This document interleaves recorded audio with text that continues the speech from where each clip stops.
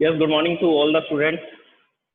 देखिए काफ़ी दिनों बाद हम लोग मिल रहे हैं और मैंने आपको चैप्टर फर्स्ट करवाया था फिजिक्स फर्स्ट का first chapter, that is physical world. और अभी हम लोग डिस्कशन करेंगे फिजिक्स सेकंड के बारे में। देखिए आपकी फिजिक्स की दो बुक्स हैं, पार्ट 1 एंड पार्ट सेकंड। और पार्ट सेकंड का ये चैप्टर 11 है, chapter 11 which is thermal properties of matter. तो थर्मल प्रॉपर्टीज ऑफ मैटर को हम लोग डिस्कस करेंगे और आपको क्या करना है, इसके लिए एक सेपरेट नोटबुक लगानी है, एक अलग नोटबुक लगानी है जिसमें आप लोग इन चैप्टर के नोट्स प्रिपेयर करेंगे और वो पीडीएफ मैं आपको सेंड कर दूंगा। आज जो भी हम अभी एक्सप्लेन करने वाले हैं आज या कल, तो उसकी पीडीएफ मैं आपको सेंड कर दूंगा 1-2 दिन में। तो अगर आपको ये रीड करना हो तो आप एनसीईआरटी बुक का यूज कर सकते हैं, जिसमें आपको इसकी प्रॉपर्टीज और जो भी हम डिस्कस करने वाले हैं वो सब पॉइंट्स आपको मिल जाएंगे। एनीवेज हम लोग अभी चैप्टर स्टार्ट करते हैं, which is chapter 11। Okay, so chapter 11 is thermal properties of matter. देखिए थर्मल प्रॉपर्टीज ऑफ मैटर, तो हम इसमें सबसे पहले थर्मल वर्ड को डिस्कस कर लेते हैं। Thermal word, thermal energy. तो यहाँ पर थर्मल प्रॉपर्टीज डिस्कस करनी है मैटर की। इसका मतलब ये होगा कि मैटर के अंदर अगर हम हीट एनर्जी देंगे या उससे हीट एनर्जी ले लेंगे तो उसमें क्या क्या चेंजेस आएंगे, उसको भी हम लोग डिस्कस करेंगे इस चैप्टर में। लेकिन सबसे पहले हम लोग हीट एनर्जी को डिस्कस करते हैं। तो मेरा जो फर्स्ट पॉइंट होगा इस चैप्टर के अंदर, that is heat. Heat energy बोल सकते हैं या आप हीट बोल सकते हैं या आप इसको थर्मल एनर्जी बोल सकते हैं। हीट बोल सकते हैं, हीट एनर्जी बोल सकते हैं, या आप इसको क्या बोल सकते हैं, या आप इसको थर्मल एनर्जी बोल सकते हैं। ओके, इसके बाद में हम लोग डिस्कस करेंगे टेम्परेचर के बारे में। सबसे पहले हीट हमारा डिस्कशन होगा, उसके बाद में हम लोग डिस्कस करेंगे टेम्परेचर के बारे में। टेम्परेचर क्या होता है और कैसे उसको मेजर करते हैं, that is known as thermometry. Thermometry एक फिजिक्स की ब्रांच है जिसमें ये स्टडी किया जाता है कि थर्मोमीटर्स कैसे वर्क करते हैं, कि हम थर्मोमीटर्स को कैसे क्रिएट कर सकते हैं, कैसे बना सकते हैं और किस प्रॉपर्टी के बेस पर उसको बनाया जाएगा, that is known as thermometry. Okay, तो अब हम लोग स्टार्ट करते हैं हीट एनर्जी से।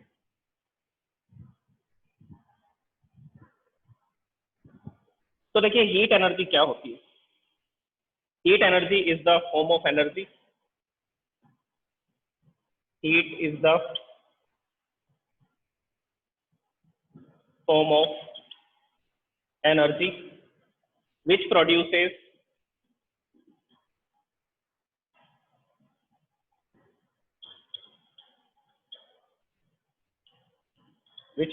sensation of warmth। देखिए ये तो जनरल डेफिनेशन है, ऐसी डेफिनेशन हम यूज नहीं करेंगे फिजिक्स के अंदर। ये तो जनरल डेफिनेशन है जो हम लोग 8, 9, 10 में स्टडी करते आ रहे थे कि हीट एनर्जी क्या होती है। हीट एक ऐसी फॉर्म है एनर्जी की, जैसे एनर्जी के टाइप्स होते हैं, काइनेटिक एनर्जी, पोटेंशियल एनर्जी, और इसी तरह से nuclear energy, solar energy, electrical energy. तो उसी तरह से ये भी एक टाइप है। किसका टाइप है? एनर्जी का टाइप है। और ये एक स्केलर क्वांटिटी है, इसकी कोई डायरेक्शन नहीं होती। It is a scalar quantity, it has no direction. Okay, और ये क्या करती है? Which produces sensation of warm. ये गर्म होने का एहसास दिलाती है कि अगर कोई ऑब्जेक्ट गर्म है तो उसको उसका जो एहसास होगा, वो जो सेंसेशन होगा हमारी बॉडी के अंदर, that is known as heat. This is the general definition, this is the general definition. Actual में हीट एनर्जी क्या होती है उसको डिस्कस करते हैं, वो किस तरह से समझी जाएगी। देखिए देखिए हीट एनर्जी का रिलेशन है पार्टिकल्स के मोशन से। हमें पता है मटेरियल, जो मैटर है वो किससे बना होता है? पार्टिकल्स। जो मैटर है, जो मटेरियल है, वो किससे बना होता है? पार्टिकल्स से मिलकर के बना होता है। और उन पार्टिकल्स को आप एटम्स या मॉलिक्यूल्स बोल सकते हैं। उन पार्टिकल्स को आप क्या बोल सकते हैं? एटम्स और मॉलिक्यूल्स। तो जो भी मटेरियल है वो एटम्स और मॉलिक्यूल्स से मिलकर के बना है, और वो एटम्स और मॉलिक्यूल क्या करते रहते हैं? Perpetual motion. परपेचुअल मोशन का मतलब है कि वो लगातार कंटिन्यूसली मोशन करते रहते हैं, और इसी मोशन के कारण जो एनर्जी होती है उस एनर्जी को बोलते हैं हीट एनर्जी। पार्टिकल्स के मोशन के कारण जो एनर्जी हमें मिलती है, that is known as heat energy. तो बेसिकली मोशन करना और मोशन से रिलेटेड एनर्जी कौन सी है? काइनेटिक एनर्जी, जिसको हम लोग लिखते हैं हाफ mv² से। काइनेटिक एनर्जी जिसका सिंबल K होता है और जिसको हम लोग किससे लिखते हैं? हाफ mv² लिखते हैं। This energy is known as kinetic energy. तो पार्टिकल्स की काइनेटिक एनर्जी को ही क्या बोला जाता है? Heat energy. पार्टिकल्स की काइनेटिक एनर्जी को ही क्या बोला जाता है? Heat energy. अब सुनिए, पार्टिकल्स किस किस तरह के मोशन करते हैं और उनके पास कौन कौन से टाइप की काइनेटिक एनर्जीज होती हैं। तो सुनिए, सबसे पहले काइनेटिक एनर्जी क्या होती है, उसकी डेफिनेशन भी आपको आनी चाहिए। The energy which is possessed by a body due to the motion of the body. ऐसी एनर्जी जो किसी भी ऑब्जेक्ट के मोशन के कारण उसके अंदर है, that is known as kinetic energy. अगर कोई ऑब्जेक्ट रेस्ट में है तो उसके पास काइनेटिक एनर्जी नहीं होगी। क्यों नहीं होगी? क्योंकि उसकी वेलोसिटी जीरो होगी, क्योंकि उसकी वेलोसिटी क्या होगी? जीरो। लेकिन अगर कोई ऑब्जेक्ट मोशन में है, ऐसा चल करके जा रहा है, डिस्टेंस ट्रेवल कर रहा है, तब हम बोलेंगे वो ऑब्जेक्ट मोशन की स्टेट में है। अगर वो मोशन की स्टेट में है तो हम बोलेंगे कि उसके पास किस टाइप की एनर्जी होगी? उसके पास काइनेटिक एनर्जी होगी। उसके पास कौन सी एनर्जी होगी? Kinetic energy. तो अगर पार्टिकल्स मोशन में होंगे, एटम मॉलिक्यूल्स अगर मोशन में होंगे, तो they are possessing kinetic energy, and the kinetic energy of those particles which are in motion is known as heat energy. और पार्टिकल्स की जो काइनेटिक एनर्जी है मोशन के कारण, उसी काइनेटिक एनर्जी को क्या बोला जाता है? Heat energy. अब ध्यान से सुनिए, पार्टिकल के पास किस किस टाइप के मोशन हो सकते हैं। सबसे पहला translational motion.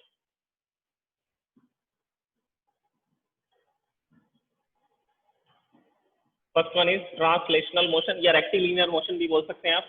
Second is rotational motion. Second one is rotational motion. And third one is vibrational motion. Third type of motion is vibrational motion. तीन तरह के मोशन है तो तीन तरह की काइनेटिक एनर्जी होगी। अब एक एग्जांपल लेते हैं कि किस तरह से ये एनर्जीज हम लोग देख सकते हैं या हमें पता लगेगा। तो देखिए, मैं बात करता हूं ऑक्सीजन के मॉलिक्यूल की। ऑक्सीजन के मॉलिक्यूल के बारे में आप जानते हैं, O डबल बॉन्ड O किस तरह से लिखा जाता है? Which is O2 gas. अब मैं एक ऑक्सीजन का मॉलिक्यूल क्रिएट करता हूँ। जैसे मान लीजिए मेरे पास ये जो बीच में मार्कर है, ये बॉन्ड का वर्क कर रहा है, this is A double bond. यहाँ पर मैंने एक कैप लगाया, दिस इज ऑक्सीजन एटम, और एक कैप मैं दूसरी तरफ लगाने वाला हूँ, वो भी क्या है? वो भी ऑक्सीजन एटम। तो आपको ये क्लियरली विजिबल है कि एक ऑक्सीजन एटम इस तरफ है, एक ऑक्सीजन एटम इस तरफ है, और ये मॉलिक्यूल है। ये ऑक्सीजन का क्या है? मॉलिक्यूल। ओके, ये ट्रांसलेशनल मोशन कर सकता है। ये पूरा का पूरा मॉलिक्यूल ऐसा चल करके जा सकता है, एक्स एक्सिस में, वाई एक्सिस में, या जेड एक्सिस में आपकी तरफ। तो ये एक्स वाई जेड एक्सिस में स्ट्रेट लाइन मोशन कर सकता है। इसका मतलब ये ट्रांसलेशनल मोशन कर रहा है। ये कैसा मोशन कर रहा है? Translational motion. तो अगर ये एक्स एक्सिस की तरफ जा रहा है तो इसके पास काइनेटिक एनर्जी है ट्रांसलेशनल मोशन की।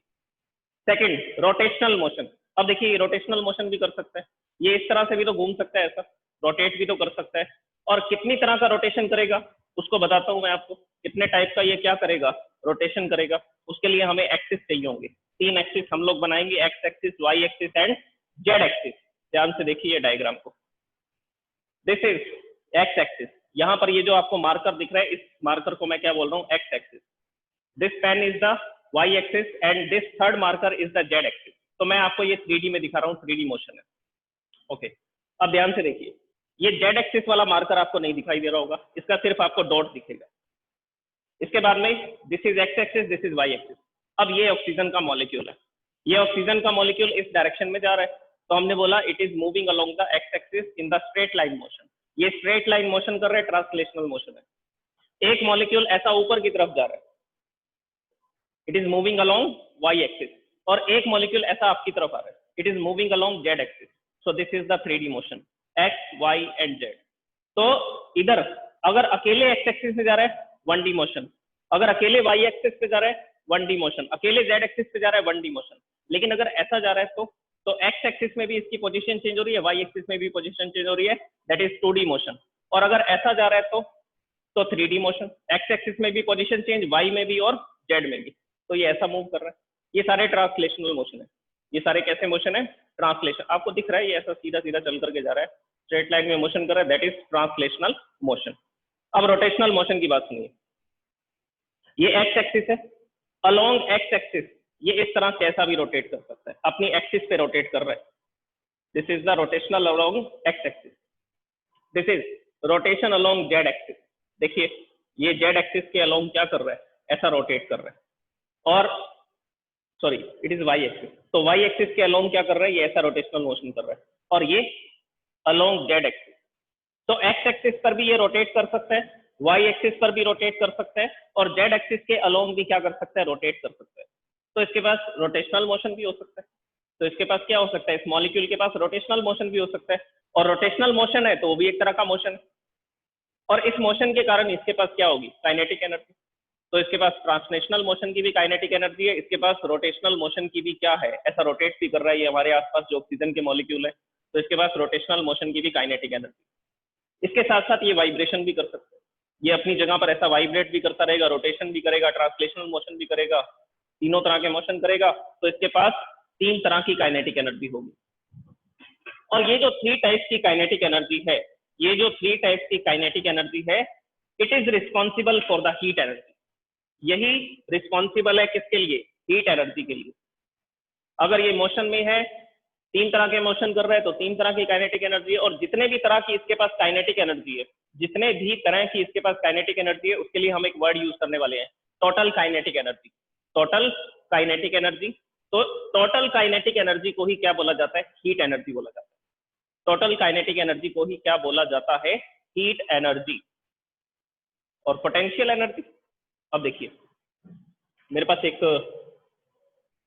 बीकर है, एक क्लोज कंटेनर है, उस कंटेनर में कोई गैस हमने फिल कर दी, ये क्लोज कंटेनर था, इसमें ये ऑक्सीजन का मॉलिक्यूल है, ये ऐसा ऊपर की तरफ भी जा रहा है, ये वाई एक्सिस से ऊपर की तरफ जा रहा है। तो हमने बोला कि ये मोशन की स्टेट में अपवर्ड डायरेक्शन में जा रहा है, लेकिन जब ये अपनी फर्स्ट पोजीशन से यहाँ पर सेकंड पोजीशन पर आ जाएगा, ये इस पोजीशन तक आ चुका है, तो इसकी पोटेंशियल एनर्जी में भी तो चेंज हुआ, इसकी potential energy, gravitational potential energy में भी चेंज हुआ। आपने इसका फॉर्मूला पढ़ा है mgh। इस मॉलिक्यूल का मास नहीं चेंज हो रहा, जी ग्रेविटेशनल एक्सेलरेशन, अर्थ का ग्रेविटेशनल एक्सेलरेशन 9.8 है, ये भी कांस्टेंट है, it is a constant, it is a constant. क्या चेंज हो रहा है, हाइट चेंज हो रही है। अगर हाइट चेंज हो रही है, हाइट बढ़ रही है, तो इसकी कौन सी एनर्जी बढ़ेगी, पोटेंशियल एनर्जी।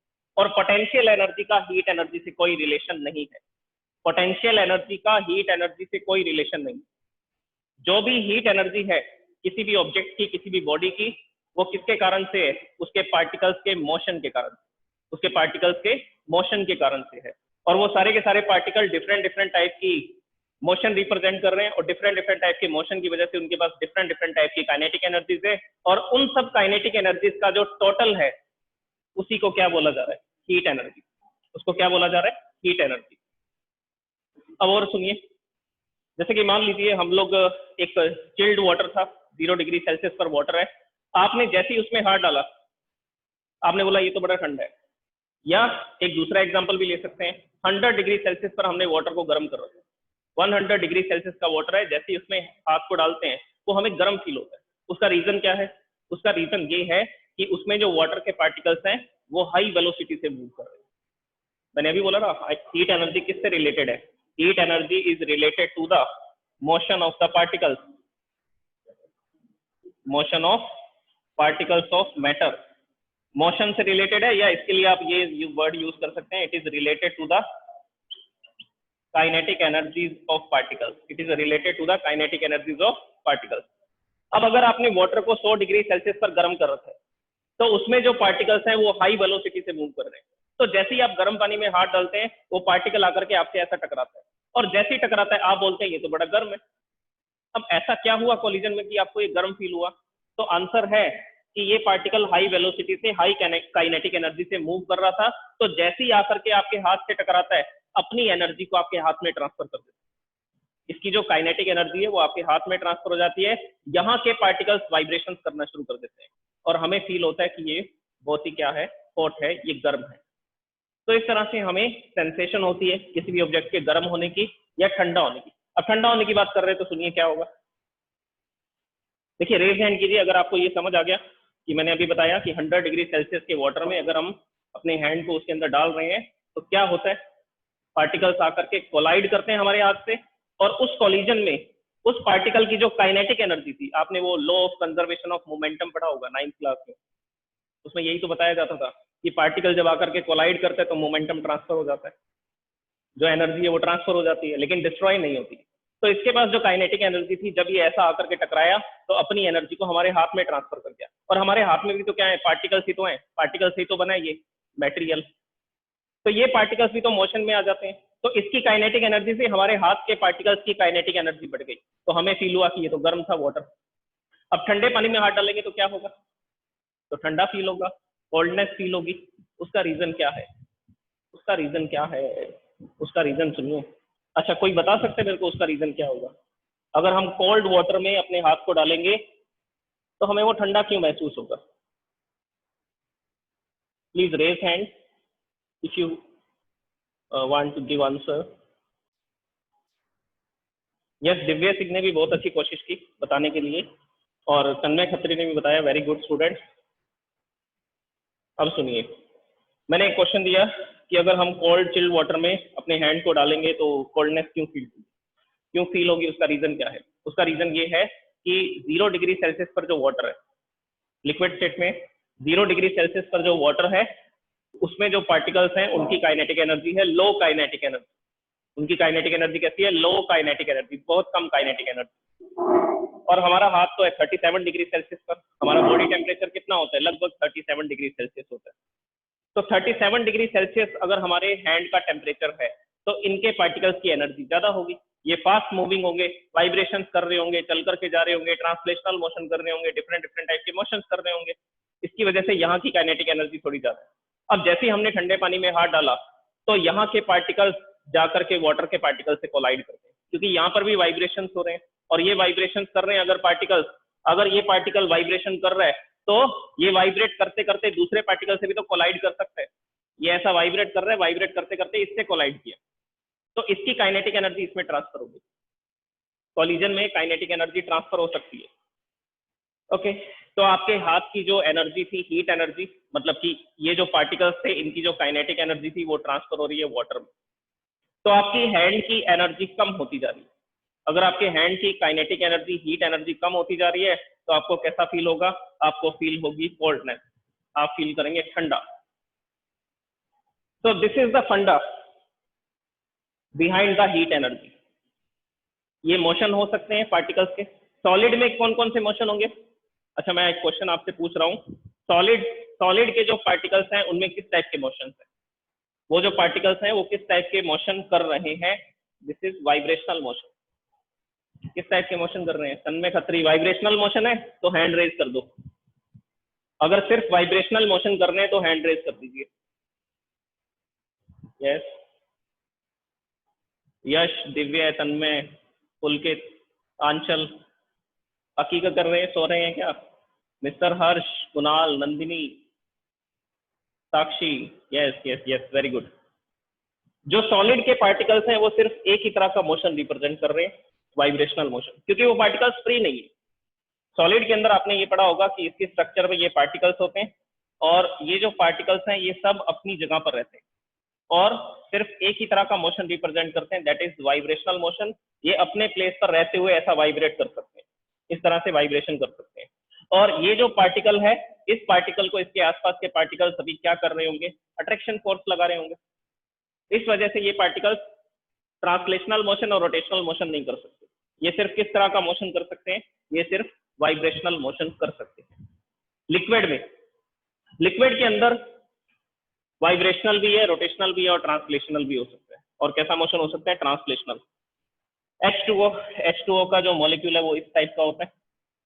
तो ये जो मॉलिक्यूल है ये इस तरह से ऐसा घूम भी तो सकता है, ये ऐसा रोटेट भी तो हो सकता है, क्लॉकवाइज और एंटी क्लॉकवाइज दोनों तरफ रोटेशन कर सकता है। तो लिक्विड के अंदर जो पार्टिकल्स हैं वो ट्रांसलेशनल, रोटेशनल, वाइब्रेशनल तीनों तरह के मोशन रिप्रेजेंट कर सकते हैं। ओके, गैसेस के अंदर तो तीनों मोशन ही होते हैं। गैसेस के पार्टिकल इतनी दूर दूर होते हैं कि कोई अट्रैक्शन फोर्स ही नहीं है, वो फ्री मोशन कर सकते हैं, परपेचुअल मोशन करते हैं, लगातार मूवमेंट करते रहते हैं। तो हीट एनर्जी को हम लोग क्या बोले? हीट एनर्जी, अब सुनिए डेफिनेशन, काम की डेफिनेशन सुनिए। जो हीट एनर्जी है किसी भी बॉडी की, अब उसको बोल सकते हैं थर्मल एनर्जी। अब उसको क्या बोल सकते हैं? थर्मल एनर्जी भी बोल सकते हैं। And it is due to the kinetic energy of the particles of the matter. और ये इसके कारण से होती है, पार्टिकल्स जो मैटर के पार्टिकल्स हैं उनके मोशन के कारण जो काइनेटिक एनर्जीज हैं उनका जो सम होता है, उनका जो टोटल होता है, तो आप इसके लिए ये वर्ड भी यूज कर सकते हैं, total kinetic energies of the particles. Total kinetic energy, इन तीनों का total kinetic energies of the particles is responsible for the heat energy. वो रिस्पॉन्सिबल है किसके लिए? हीट एनर्जी के लिए। और मोशन किस टाइप की हो सकते हैं वो मैंने आपको एक्सप्लेन कर दी। अच्छा, अब एक वर्ड हम लोग और यूज करेंगे। देखिए, थर्मल प्रॉपर्टी से रिलेटेड 2-3 चैप्टर्स आएंगे, मतलब हीट एनर्जी से रिलेटेड 2-3 चैप्टर्स आएंगे। इसका जो नेक्स्ट चैप्टर है दैट इज थर्मोडायनेमिक्स, उसमें भी हीट एनर्जी का ही सारा फंडामेंटल हम लोग पढ़ेंगे, जो भी फंडा होगा। इसके अलावा आएगा काइनेटिक थ्योरी ऑफ गैसेस, उसमें भी हीट एनर्जी से रिलेटेड ही सारा का सारा मैटर होगा। तो इन आगे इस चैप्टर में, आगे के 2 चैप्टर्स में हम लोग एक वर्ड यूज करेंगे that is internal energy. That is internal energy. देखिए, एक तो एक्सटर्नल एनर्जी होती है। अब जैसे कि मेरे पास ये ऑब्जेक्ट है, ये ऑब्जेक्ट इस हाइट पर है तो इसके पास पोटेंशियल एनर्जी है। ये ऐसा मोशन कर रहा है तो इसके पास काइनेटिक एनर्जी है। तो बाहर से मैंने इस पर फोर्स लगाया और इसके अंदर जो एनर्जी क्रिएट हुई दैट इज एक्सटर्नल एनर्जी। मैं उसकी बात नहीं कर रहा, मैं बात कर रहा हूँ इंटरनल एनर्जी की। इंटरनल एनर्जी का मतलब है इसके पार्टिकल्स की एनर्जी, इसके अंदर की एनर्जी। अब इसके अंदर 2 तरह की एनर्जीज हो सकती हैं। इंटरनल एनर्जी किससे रिलेटेड है? पार्टिकल्स की एनर्जी से रिलेटेड है। और पार्टिकल्स के पास 2 एनर्जी हो सकती हैं, दैट इज पोटेंशियल एनर्जी, और दूसरे तरह की कौन सी एनर्जी हो सकती है? दूसरे तरह की एनर्जी हो सकती है काइनेटिक एनर्जी। ओके, और अगर इन दोनों का सम कर दे, अगर पोटेंशियल एनर्जी Pe और काइनेटिक एनर्जी Ke, इन दोनों का सम कर देंगे तो उसको क्या बोला जाएगा? उसको बोला जाएगा इंटरनल एनर्जी। लेकिन कौन सी पोटेंशियल और कौन सी काइनेटिक? एक्सटर्नल या इंटरनल? इंटरनल पार्टिकल्स की एनर्जी, पार्टिकल्स की एनर्जी। अब मान लीजिए मेरे पास 2 ऑक्सीजन के पार्टिकल्स थे, एक ये ऑक्सीजन का मॉलिक्यूल है, एक ये ऑक्सीजन का मॉलिक्यूल है। अब इन 2 पार्टिकल्स की वजह से पूरे सिस्टम की एनर्जी हम निकालेंगे। सिस्टम, देखिए एक सिस्टम भी क्रिएट करता हूं मैं यहाँ पे, एक सिस्टम भी क्रिएट कर देते हैं। तो सुनिए, ये मेरे पास एक क्लोज कंटेनर है, इसमें ऑक्सीजन के 2 मॉलिक्यूल्स हैं। इसमें ऑक्सीजन के क्या है? 2 मॉलिक्यूल्स हैं। ये 2 मॉलिक्यूल, 2 मार्कर है मेरे पास, यही तो 2 मॉलिक्यूल है इस कंटेनर के अंदर। अब इनके पास काइनेटिक एनर्जी भी है, इनके पास पोटेंशियल एनर्जी भी है। तो देखिए, काइनेटिक एनर्जी क्यों है? क्योंकि ये लगातार क्या कर रहे हैं? मूवमेंट कर रहे हैं। ये इधर जा रहा है, ये इस डायरेक्शन में जा रहा है, फिर यहाँ कोलाइड करेगा, कोलाइड करने के बाद इधर चला जाएगा, रैंडम मोशन बोलते हैं। तो जिगजैग मोशन करते हैं, किसी भी डायरेक्शन में जा सकते हैं कॉलिजन के बाद में, दैट इज नॉट फिक्स, ये फिक्स नहीं है। लेकिन मोशन जरूर करेंगे, कंटिन्यूस मोशन जरूर करेंगे, परपेचुअल मोशन होगा। ओके, तो ये पार्टिकल इस डायरेक्शन में जा रहा है, ये पार्टिकल इस डायरेक्शन में जा रहा है, दोनों ऐसा मूवमेंट कर रहे हैं, तो इनके पास है काइनेटिक एनर्जी। अब इसकी काइनेटिक एनर्जी है K1, इसकी काइनेटिक एनर्जी है K2। टोटल काइनेटिक एनर्जी कितनी होगी?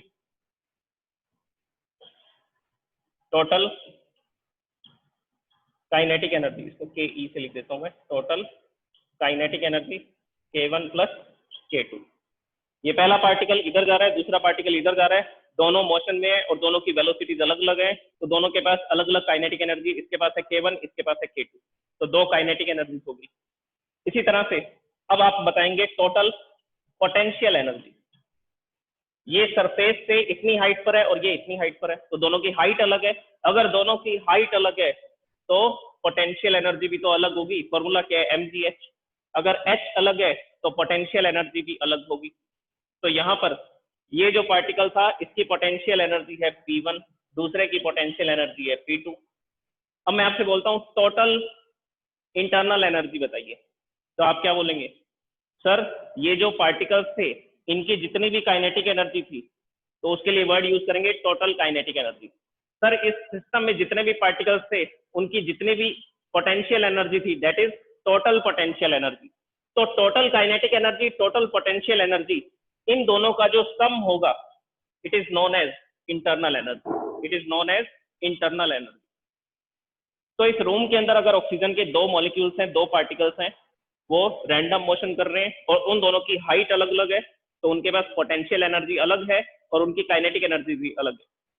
तो हम वर्ड यूज करेंगे the sum of the total kinetic energies and total potential energies of the particles is known as internal energy, is known as internal energy. अब आप मुझे ये बताइए कि हीट एनर्जी इंटरनल एनर्जी का पार्ट है या नहीं है? क्या हीट एनर्जी इंटरनल एनर्जी का पार्ट है या नहीं है? रेज हैंड कीजिए, रेज योर हैंड्स अगर आप आंसर दे सकते हैं।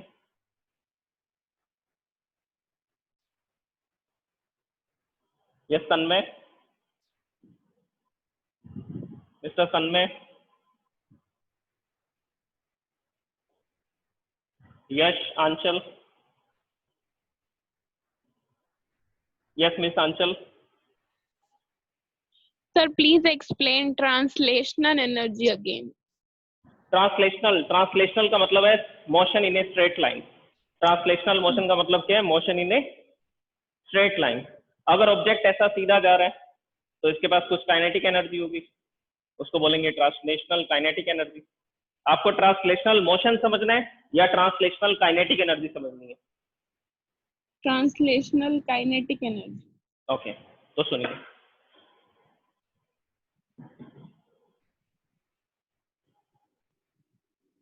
ये एक ऑब्जेक्ट था मेरे पास, this marker is not working. ये एक ऑब्जेक्ट है और जिसके पास है मास और ये मूव कर रहा है कुछ वेलोसिटी से। कैसा मोशन कर रहा है? कैसा मोशन कर रहा है? ये सरफेस है, ये ऐसा स्ट्रेट लाइन मोशन कर रहा है, बिल्कुल सीधा जा रहा है। जैसे हमने बुलेट को फायर किया, बंदूक से गोली चलाई, स्ट्रेट लाइन मोशन कर रही है, दैट इज ट्रांसलेशनल मोशन। अब देखिए, ये जो ट्रांसलेशनल मोशन है, इसमें अगर हम काइनेटिक एनर्जी निकालेंगे तो उसका फॉर्मूला क्या होता है? Half mv²। ये स्टडी किया हुआ है आपने 9th क्लास के अंदर? Yes. आता था ये formula, half mv²। So this is the translational kinetic energy, ये इसकी काइनेटिक एनर्जी होगी। और कैसा मोशन है? स्ट्रेट लाइन मोशन है, तो इसके लिए हमने क्या वर्ड यूज किया? Translational motion. ट्रांसलेशनल मोशन का मतलब है पूरा का पूरा सिस्टम ही मूव कर रहा है, पूरा सिस्टम मूव कर रहा है और सिस्टम में जितने भी पार्टिकल्स हैं वो सब सेम वेलोसिटी से मूव कर रहे हैं, दैट इज ट्रांसलेशनल मोशन। अब आप ये बताइए, मेरे पास ये ऑब्जेक्ट है, अगर ये ऑब्जेक्ट ऐसा चल करके जा रहा है तो ये ट्रांसलेशनल मोशन में इसको बोल सकता हूँ? तो आंसर है यस, बोल सकते हैं, क्योंकि इसके सारे पार्टिकल्स सेम वेलोसिटी से मूव कर रहे हैं या अलग अलग वेलोसिटी से मूव कर रहे हैं? Same velocity. सेम वेलोसिटी से। ये आगे वाला पार्टिकल भी, पीछे वाला पार्टिकल भी, सब सेम वेलोसिटी से जा रहे हैं, तो ये पूरा सिस्टम मूव कर रहा है, इसीलिए हम वर्ड यूज कर रहे हैं translational. Any other doubt? Divya Singh?